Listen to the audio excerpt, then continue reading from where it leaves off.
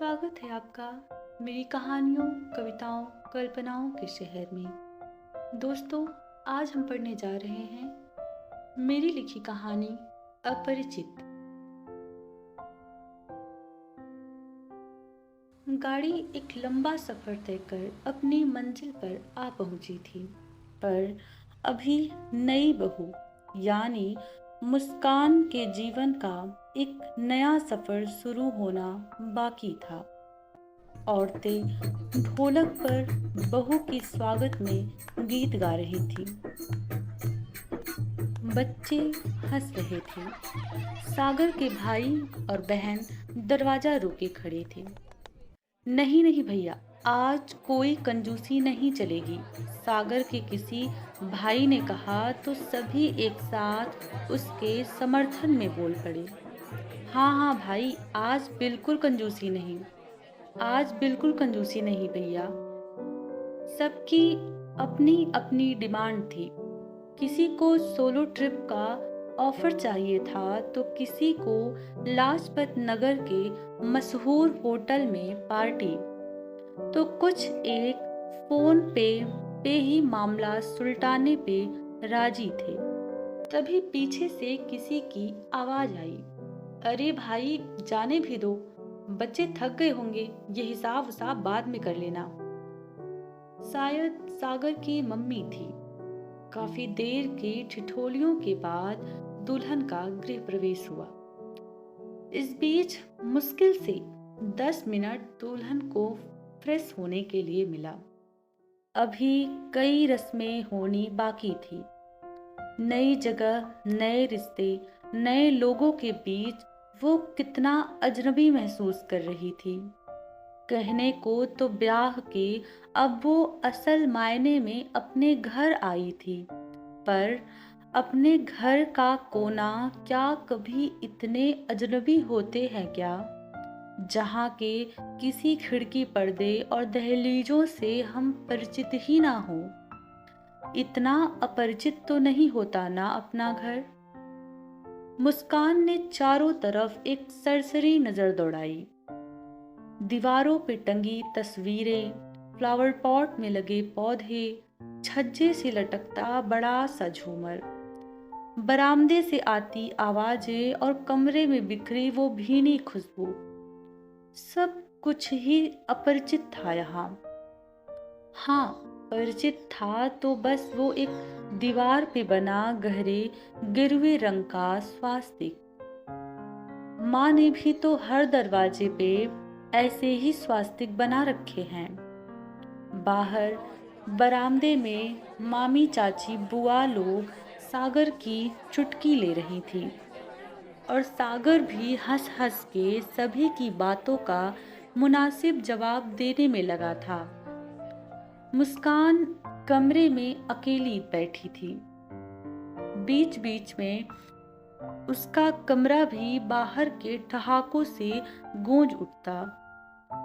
लाल जोड़े में लिपटी मुस्कान घूंघट के भीतर से ही कनखियों से आते जाते हर एक को निहार निहार परिचय बनाने की कोशिश कर रही थी, क्योंकि सागर की माँ पापा के अलावा उसने अब तक किसी को नहीं देखा था।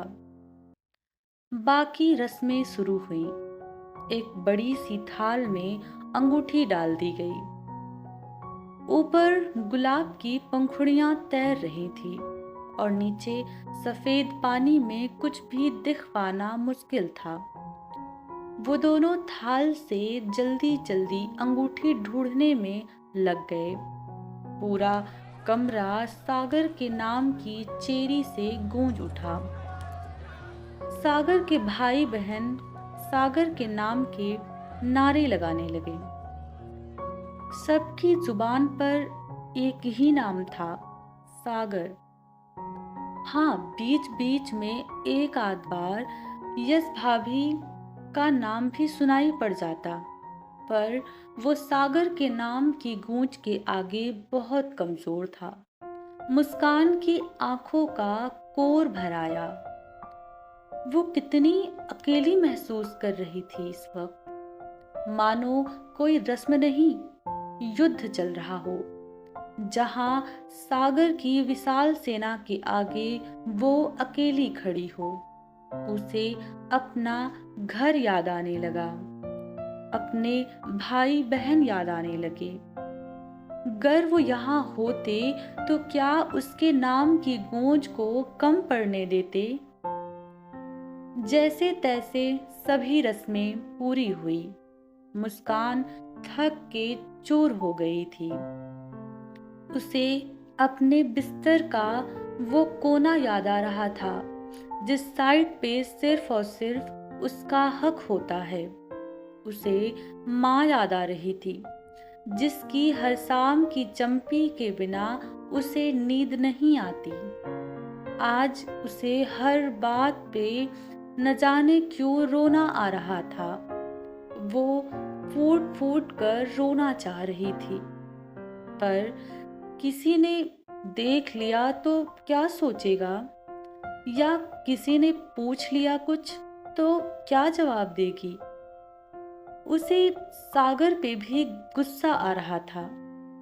उसे पूछना चाहिए था ना उससे कि कैसा लगा तुम्हें तुम्हारा नया घर, या कहना चाहिए था कि तुम अकेली नहीं हो यहाँ, मैं हूं तुम्हारे साथ। पर उसको तो जैसे उसका ख्याल ही नहीं। शायद शादी के पहले तो कितने वादे किया करता था कि हर पल तुम्हारे साथ रहूंगा।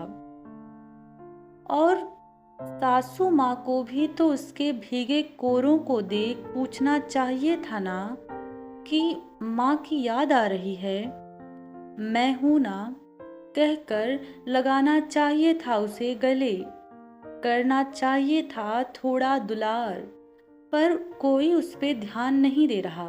सब बेटे की खुशी का जश्न मना रहे। ऐसे अक्सर ही न जाने कितने दायरों में बंधी लड़कियां जो एक रोज अचानक ब्याह दी जाती हैं एक अजनबी संग, और भेज दी जाती हैं एक अजनबी शहर, एक अनजान दुनिया का हिस्सा बनने, वो भी जीवन भर के लिए, ताकि पिता हो सके थोड़ा जिम्मेदारियों से मुक्त, माँ हो सके थोड़ा निश्चिंत, और भाइयों को हो सके थोड़ी तसल्ली। और इस बीच लड़कियों के बारे में कभी कोई नहीं सोचता कि भला वो कैसी हो जाती होंगी शादी के बाद। नई नई ब्याही गई लड़कियां हो जाती हैं थोड़ी भयभीत, थोड़ी आशंकित जीवन को लेके, थोड़ी अजनबी, थोड़ी अकेली सी नए घर में, और बन जाती हैं थोड़ा और बड़ी जिम्मेदारियों, दायरों और बेड़ियों से, और आदी हो जाती हैं समझौतों की। सुबकते सुबकते न जाने कब उसकी आंख लग गई। वो बेड के एक कोने पे दुबकी न जाने कब सो गई।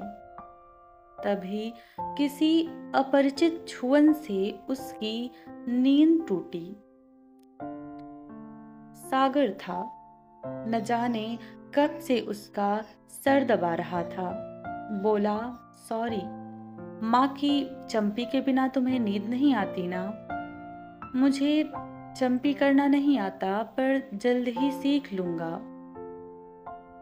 उसने मुस्कुराते हुए कहा। मुस्कान का जैसे दिल भर आया हो। उसने उसे कस के गले से भींच लिया।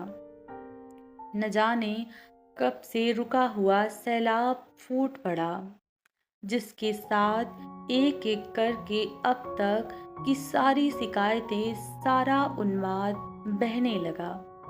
सागर ने भी उसे कस के गले से लगा लिया, जैसे बिन कुछ कहे ही वो जान गया हो सब। और मुस्कान ने एक एक करके अपनी सारी शिकायतें आंसुओं की एक एक बूंदों के साथ उसके कंधे पर उड़ेल डाली।